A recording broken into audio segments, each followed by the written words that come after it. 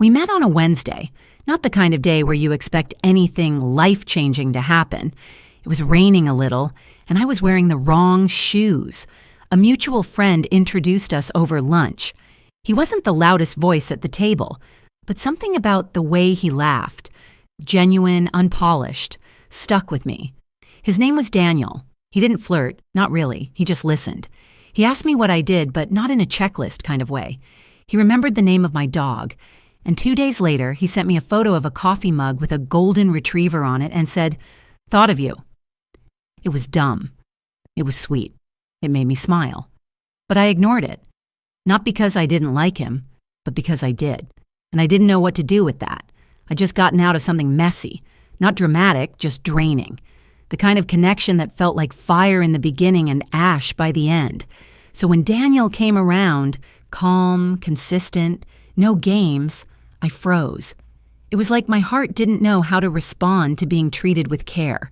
But he kept showing up, not in a pushy way, just present.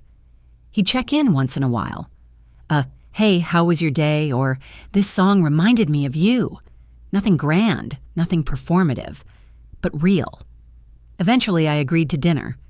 We went to this cozy little bistro downtown, the kind of place that smells like garlic and laughter. He opened the door for me, pulled out my chair, and didn't even glance at his phone once. It was easy.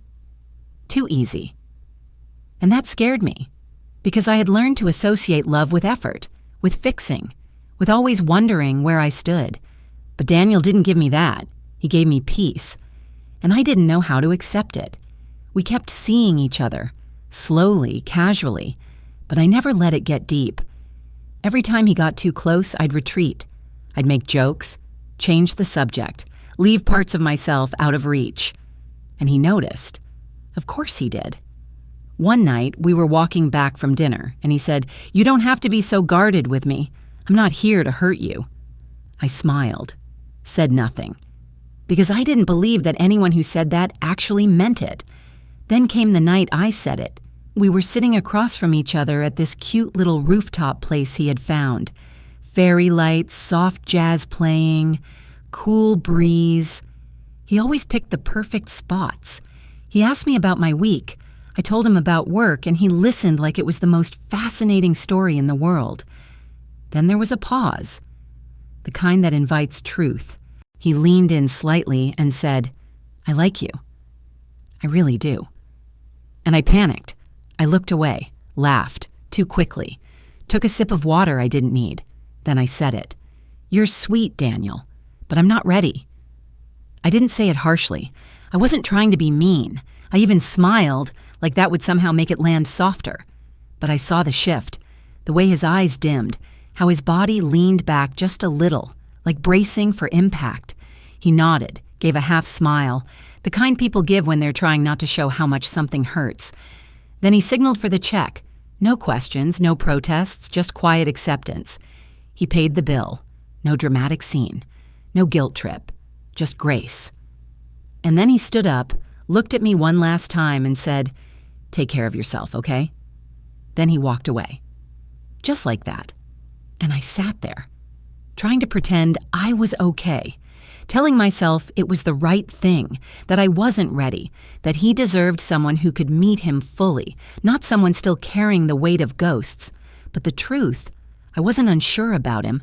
I was unsure about me, because he saw parts of me I hadn't even shown yet. He showed up for a version of me I hadn't become, and instead of letting him in, I shut the door gently in his face and told myself I was protecting him. But really, I was protecting myself from being seen, from being loved the right way, from having to confront all the parts of me that felt unworthy of someone like Daniel. That night, I checked my phone. No messages.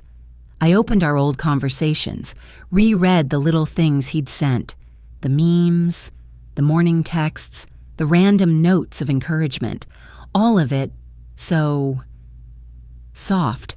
The next morning, his name was gone from my notifications, not blocked, just silent. I wanted to reach out, say something, anything, but what would I say? I didn't mean it, except I did.